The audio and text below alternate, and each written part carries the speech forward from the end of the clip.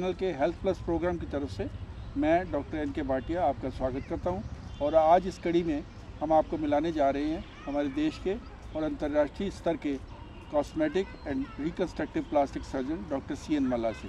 Doctor मल्ला, आपका इस programme में स्वागत है। नमस्कार। नमस्कार। इससे पहले कि मैं आपसे कुछ और सवाल पूछूं या शुरू करूं, मैं अपने दर्शकों को ये बता दूं कि हमारे डॉक्टर मल्ला साहब का कैरियर जो है इतना इलस्ट्रियस, इतना लुभावना रहा है कि शायद ही आपको इस लेवल पे कोई यहाँ पे मिल सके। डॉक्टर साहब ने जयपुर से 1966 में MBBS किया, उसके बाद प्लास्टिक सर्जरी में MS किया 1971 में, और ये फाउंडर डायरेक्टर थे डिपार्टमेंट ऑफ प्लास्टिक सर्जरी में 71 से लेके 85 में कश्मीर में। उसके बाद ये अंडर ग्रेजुएट और पोस्ट ग्रेजुएट टीचर भी रहे और PGI में ये सन 77 से डेपुटेशन पे थे। स्टैनले मेडिकल मद्रास में भी इन्होंने काम किया माइक्रो एंड वास्कुलर सर्जरी पे और हैंड सर्जरी स्पेशली 1985 में, और उसके बाद king Fahd hospital Medina Saudi Arabia में भी ये कंसल्टेंट थे। सऊदी अरेबिया से वापसी पर सन 1987 में इन्होंने चंडीगढ़ में अपना रिकन्स्ट्रक्टिव एंड प्लास्टिक सर्जरी का सेटअप किया हुआ है। A few cases before and after the operation.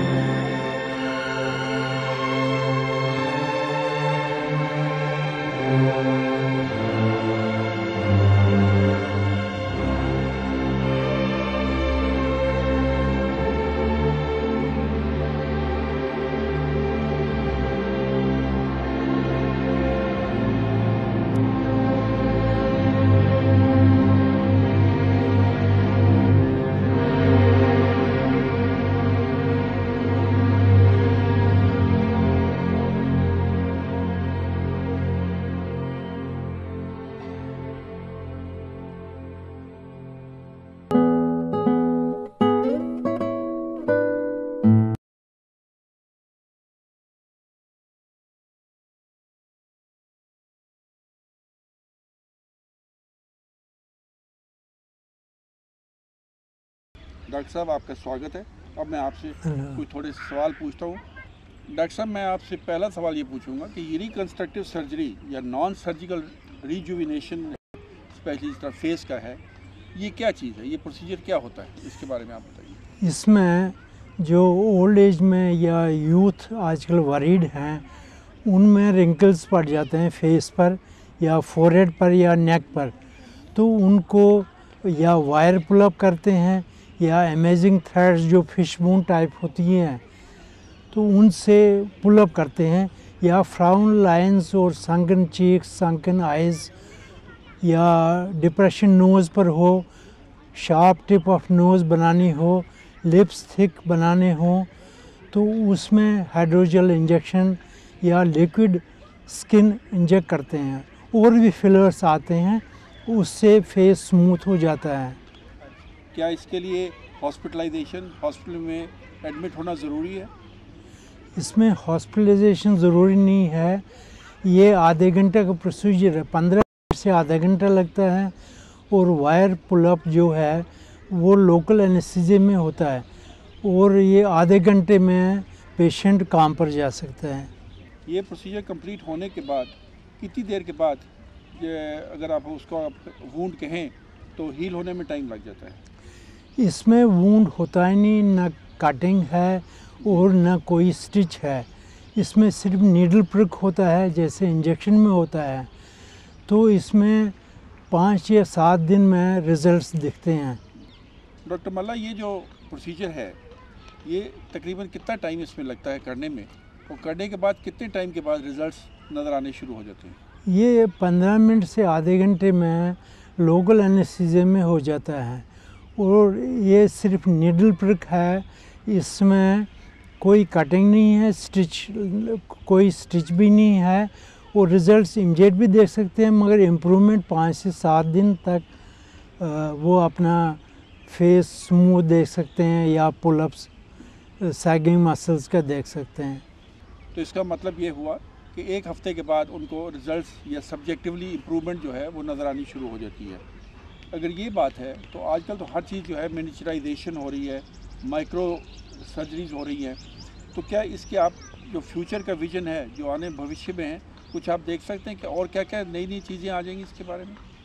इसमें ये जो है इतना आजकल लगता है प्लास्टिक सर्जन्स को कि ये टेक्निक्स जो हैं, क्विक फिक्स टेक्निक्स या लंच ब्रेक टेक्निक्स, ये इतना कॉमन है। 15 इयर्स से लेकर 60 इयर्स तक लोग करते हैं। तो ये इतना हेयर कट की तरह ये कॉमन हो जाएगा। इसके और तरीके जो नए नए इंट्रोड्यूस कर रहे हैं हम, वो मेसोथेरेपी है कि इंजेक्शन से ही फैट डिज़ोल्व हो जाएगी। तो हम एक और टेक्निक इंट्रोड्यूस कर रहे हैं, कंटूर अल्ट्रासाउंड। आपने ये नई बात एक जो बताई मेसोथेरेपी या कंटूर करेक्शंस, तो ये तो बहुत नई नई और स्पेशलाइज्ड टेक्निक्स आती जा रही हैं। तो ये जब करेंगे हम तो इनका इफेक्ट कितने दिन तक रहेगा? क्योंकि देखा ये जाता है कि हर इंसान चाहता है कि मैं अमर हो जाऊं, मैं हमेशा जवान बना रहूं। इन सब चीज़ों को देखते हुए जो हमारे पुरानी टीचिंग या सिद्धांत हैं उसके किसी हद तक हम खिलाफ जाने की कोशिश तो नहीं कर रहे हैं। तो हर चीज़ जो है वो एक चेंज उसमें होता ही है। इसका इफ़ेक्ट 5 से 7 साल तक, वायर पुलअप का 5 से 7 साल तक इफ़ेक्ट रहता है। और जो इंजेक्शंस करते हैं, फिलर इंजेक्शंस, उसका असर 5 से 7 साल और या लाइफ लॉन्ग भी रह सकता है। मतलब ये है कि ये प्रोसीजर जो हैं रेपिटेटिव हैं और हमें हर 5 या 7 साल के बाद इनको रिपीट करना पड़ेगा। नहीं, वो तो डिपेंड करता है क्वालिटी ऑफ स्किन कैसा हो और वो पर्सन मेंटेन कैसे करे। ज़्यादा फ्राउनिंग करे, ज़्यादा लाफिंग करे या वरीड रहे, उसका असर कम रहता है। तो इसका असर फिलर्स का इंजेक्शन लाइफ लॉन्ग भी रह सकता है। ये जो नॉन सर्जिकल प्रोसीजर्स हैं इनका एडवांटेज क्या है? क्या सिर्फ स्कार से ही बचा जाता है या कुछ और? नहीं, इसमें एडवांटेज है कि वर्क लॉस कुछ नहीं होता है और हॉस्पिटलाइजेशन कुछ नहीं है। इसमें मास्क बाद में प्रेशर ड्रेसिंग कोई नहीं है। और इसमें ना पेन किलर्स ना हॉस्पिटल एडमिशन है। जैसे सर्जिकल फेस लिफ्ट करते हैं तो उसमें 3 हफ्ते अपना फेस नहीं देख सकते हैं। आप यहाँ पे अपने सेंटर में कौन कौन सी नई चीज़ें कर रहे हैं या सर्जिकल करेक्शंस कर रहे हैं? इसके अलावा हम जैसे चीक बोन्स रेज की, चिन इम्प्लांट्स लगाए, तो आईब्रो लिफ्टिंग या बैगी आईलिड्स हों, ड्रूपिंग आईलिड्स हों, नोज़ जॉब हो, टिप ऑफ नोज़ शॉप करनी हो, ब्रिज ऑफ नोज़ में डिप्रेशन है वो ठीक कर सकते हैं, बॉडी कंटूरिंग कर सकते हैं, तो ब्रेस्ट लिफ्ट कर सकते हैं। तो इसके अलावा लाइपोसक्शन, बॉडी कंटूरिंग करते हैं, लाइपोसक्शन। जहाँ पे ज़्यादा इकट्ठी हो उसको खींच सकते हैं। इसके अलावा रिकन्स्ट्रक्टिव सर्जरी जैसे व्हीकुलर एक्सीडेंट्स हैं, एग्रीकल्चर इंजरीज़ है, डोमेस्टिक फायर्स हैं, बर्न्स होते हैं, बर्थ डिफेक्ट्स भी करते हैं। बर्थ डिफेक्ट जैसे होंठ फटा हो, ताल में छेद हो, वो भी करते हैं। हाथ के डिफेक्ट हों वो भी करते हैं। ये तो आपने मेरे पूछने से पहले ही बता दिया, लेकिन मैं अगला सवाल आपसे यही पूछने जा रहा था कि आजकल व्हीकल मूवमेंट इतनी ज़्यादा है, व्हीकल एक्सीडेंट्स होते हैं, उसमें डिसफिगरमेंट्स होती हैं या बर्न्स के केसेस आजकल बहुत होते हैं। किसी भी वजह से, चाहे वो डोमेस्टिक हैं या इंडस्ट्रियल हैं, तो इनमें काफ़ी डिसफिगरमेंट होती हैं, कंट्रैक्चर्स होते हैं, तो क्या वो भी यहाँ पे ठीक किए जा सकते हैं? व्हीकुलर एक्सीडेंट्स में डिसफिगरमेंट के अलावा रेस्टोरेशन फंक्शन जो काम ऑर्गन करता है वो भी रेस्टोर करते हैं। डॉक्टर मल्ला, आपने ये जो प्रोसीजर्स बताए हैं, इनमें ज़्यादातर लोग कौन सी कैटेगरी के आते हैं? अगर उनमें आप एक डिवाइड करें डेमोग्राफिकली या वैसे भी, तो कौन से सेक्शन जो आपके पास ज़्यादा आते हैं आपकी ओपीडी में? ज़्यादा जो आजकल आते हैं वो तो कॉस्मेटिक सर्जरी आते हैं, या तो जैसे नोज़ करेक्शन हो, नोज़ को फाइन टिप बनाया, नॉस्ट्रल छोटे कर दिए हैं, ब्रिज को प्लेन कर दिया, तो आईलिड, बैगी आईलिड्स हैं या रिंकल्स हैं, सैगिंग फेस है, तो वो ब्रेस्ट लिफ्टिंग हो वो भी कराते हैं आजकल, या लाइपोसक्शन असिस्टेड बॉडी कंटूरिंग भी करते हैं। डॉक्टर साहब, आज से कुछ साल पहले तक ये चीज़ें सुनी नहीं होती थी, पर आजकल एक कॉमन चीज़ हो गई है, ब्राइडल मेकअप और ये सब चीज़ें हैं, दुल्हन को सजाया जाता है, वो उसका बेस्ट दिन जो होता है ज़िंदगी का उसके लिए।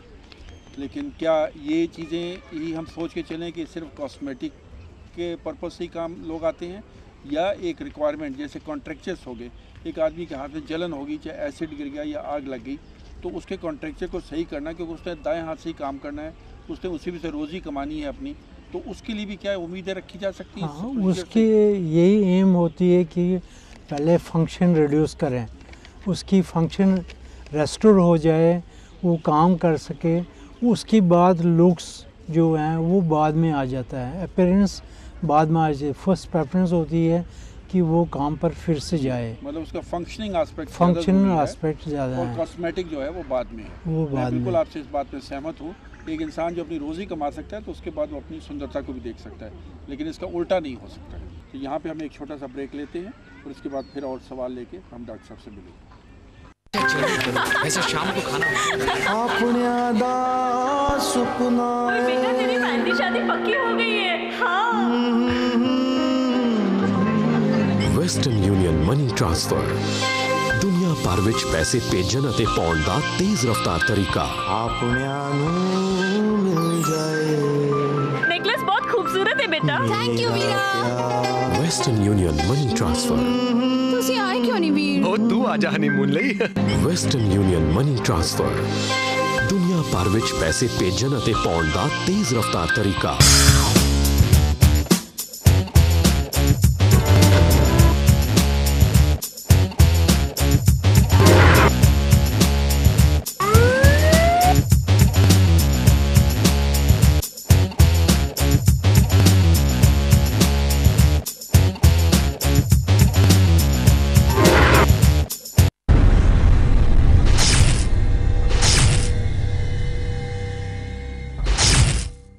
गंभीर मुद्दे, रोचक घटनाएं, बातें खेल, बिजनेस और कला की। आपकी नजर हफ्ता भर।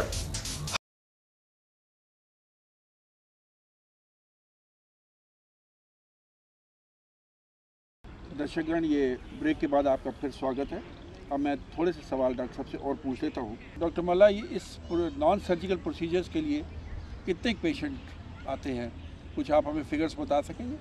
इसका जो लास्ट ईयर 2005 में कनाडा में 5.5 लाख लोगों ने फिलर इंजेक्शन एक साल में कराए हैं, और कनाडा यूएसए में 4,28,000 लोगों ने फिलर इंजेक्शन्स कराए एक साल में 2005 में ही। उसके अलावा जो आजकल ये सिर्फ ओल्ड एज में नहीं है, ये 15 इयर्स से 17 इयर्स से लेकर अबाउट 60 इयर्स तक लोग इसके लिए पुल अप फेस या क्विक फिक्स ऑपरेशन जिनको कहते हैं, क्विक फिक्स परफॉर्मेंस के लिए आ जाते हैं। ये कॉस्मेटिकली स्पीकिंग, आप क्या सोचते हैं दुनिया में सबसे ज़्यादा कॉन्शियस जो है, अवेयरनेस जिसमें है, वो कौन सा देश होगा? क्योंकि हमारे यहाँ तो यूरोप या अमेरिका के आगे हम लोग जब से ये आजकल प्रेस मीडिया और इंटरनेट की वजह से ये थ्रू आउट वर्ल्ड आजकल सेम है। पहले मैं मिडिल ईस्ट में था तो वहाँ कॉमन ही था, आजकल मिडिल ईस्ट में भी ये बहुत कॉमन हो गया है। तो हर एज ग्रुप के मोस्टली टीनेजर्स जो ज़्यादा वारी करते हैं, जिनको टेंशन है एग्ज़ाम टेंशन का, वो इस आज फिलर इंजेक्शंस या कोई प्रोसीजर्स या थ्रेड लिफ्टिंग के लिए आ जाते हैं। इसलिए इससे ये नहीं है कि ओल्ड एज में ही होता है, आजकल टीनेजर्स इसके लिए आते हैं। लेकिन अभी आपने कहा कि आप सऊदी अरेबिया में थे, तो जहाँ तक हमें पता है वहाँ की लेडीज़ जो हैं, वहाँ की महिलाएं जो हैं, वो तो बहुत ही पर्दा कॉन्शियस होती हैं, तो क्या वो भी आपके पास आती थी? आजकल कंसेप्ट मिडिल ईस्ट में भी हो गए, चेंज हो गया है, और आज में इंक्रीजिंग नंबर वहाँ लेडीज़ और जेंट्स भी कॉस्मेटिक प्रोसीजर्स के लिए आ जाते हैं, खासकर फिलर अप इंजेक्शंस या पुलर थ्रेड्स जो हैं उसके लिए प्रोसीजर्स के लिए आते हैं। हालांकि स्मॉल पॉक्स के केसेस बहुत कम हो गए हैं, लेकिन क्या ये जो स्कार्स हैं स्मॉल पॉक्स के, स्कार एब्रेजन्स करते हैं या क्लीनिंग करते हैं, वो भी आपके यहाँ हो सकता है इसका भी ट्रीटमेंट? स्मॉल पॉक्स आजकल नहीं आते, मगर आजकल पोस्ट एक्नी जो होते हैं, पिंपल्स होते हैं, उसके बाद स्कार्स होते हैं या इंजरी से स्कार्स होते हैं, वो भी लिफ्ट अप हो सकते हैं, वायर पुलिंग से लिफ्ट हो सकते हैं, या उनको हाइड्रोजेल या लिक्विड स्किन इंजेक्शंस कर सकते हैं, उससे वो स्मूथ हो सकता है। देखिए बहुत अच्छे प्रोसीजर्स हैं और आज के ज़माने के लिए तो बहुत ज़रूरी हैं, ख़ास करके मैं तो रिकन्स्ट्रक्टिव पॉइंट ऑफ व्यू से सोच रहा हूँ, क्योंकि इंडस्ट्रियलाइजेशन इतनी ज़्यादा हो चुकी है। बट डॉक्टर साहब इसमें कुछ रिस्क फैक्टर्स भी हैं? जो बोटॉक्स है, बोटॉक्स बच्चों में अंडर 18 नहीं करना चाहिए, क्योंकि इसमें एक तो permanent palace of facial muscles of facial expression हो सकता है, फिर बोनी ग्रोथ और फेशियल ग्रोथ में इंटरप्शन हो सकती है। इसलिए सेफ़र है जैसे हाइड्रोजेल या human skin, liquid human skin inject करना, वो सेफ़र है। इस सब्जेक्ट के बारे में बहुत नई जानकारी दी है, लेकिन हर एक चीज़ जब भी आदमी ख़रीदता है या लेने जाता है तो दो चीज़ें वो ज़रूर पूछता है, एक तो इसकी कॉस्ट, और इसके लेने के बाद मुझे कोई रुकावटें तो नहीं आएंगी। तो पहला सवाल मैं आपसे ये पूछूंगा कि इसके जो प्रोसीजर्स हैं उनकी कॉस्ट के बारे में आप कुछ बताइए। इसे कॉस्ट वेरी करता है कि पेशेंट को कितनी सैगिंग हो और उसमें कितने रिंकल्स हों, क्योंकि जो इंजेक्शन है वो कितनी सीसी लगेगा, कितनी वायर्स उसको पुल अप करने में लगेगा, क्योंकि वायर्स और जो फिलर इंजेक्शंस है ये इंपोर्ट होते हैं, तो इसलिए जो मटेरियल लगता है उसी पर कॉस्ट डिपेंड करता है, जो कि 30,000 से 80 या 90,000 तक जा सकता है। बाकी है कि इसको सिलेक्शन कैसे करते हैं पेशेंट्स को, ये देखना पड़ता है उसको साइकोलॉजिकल डिप्रेशन तो नहीं है, वो क्यों ऑपरेशन कराना चाहता है, वो ये तो नहीं सोचता है कि मुझे फेस लिफ्ट करने से नौकरी मिल जाएगी या मैं इम्तिहान में पास हो जाऊंगा, क्योंकि ऐसे पेशेंट सेटिस्फाई नहीं होते हैं। जब भी ये ऑपरेशन कराएं, बाद में वो सेटिस्फाई तभी हो जाएंगे जब उनको ये माइंड में नहीं हो कि ऑपरेशन से मेरी प्रॉब्लम सॉल्व हो जाएंगी। डॉक्टर मल्ला, अभी कुछ दिन पहले हम लोगों ने अखबारों में पढ़ा था फेस ट्रांसप्लांट के बारे में। क्या ये तकरीबन आपकी जो चीज़ें बताई हैं, जो आप नॉन सर्जिकल इंटरवेंशंस बता रहे हैं, क्या इनके साथ ही इसका कुछ मेल मिलाप है? नहीं, ये फेस तो ट्रांसप्लांट का फेस ट्रांसप्लांट तो माइक्रोवास्कुलर होता है, वो तो सर्जिकल प्रोसीजर आता है, उसमें वेसल्स वगैरह सभी एलिमेंट्स जोड़ने पड़ते हैं, तो वो तो रेगुलर फेस ट्रांसप्लांट की तरह होता है। उसमें बहुत से जैसे कोई भी ऑर्गन ट्रांसप्लांट करे वो रिजेक्शन हो सकती है, या इम्यून सिस्टम जो उसका है वो सप्रेस करना पड़ता है, वो इसमें कोई फिक्स प्रोसीजर में नहीं आता है, वो तो सर्जिकल ट्रांसप्लांटेशन टिश्यूज़ में आ जाता है। डॉक्टर मल्ला, आपने एक नई चीज़ के बारे में हमें बहुत नई बातें बताई, इसके लिए आपका बहुत शुक्रिया। आने वाला जो भविष्य है उसमें जो हम देख सकते हैं, हर चीज़ जो है उसमें एक नयापन आ रहा है, तो क्यों ना इंसान अपने को भी एक उस नएपन में ढालने की कोशिश करे। आपकी इस सारी जानकारी के लिए हम आपका धन्यवाद करते हैं और आपका एक बार फिर स्वागत है। Thank you.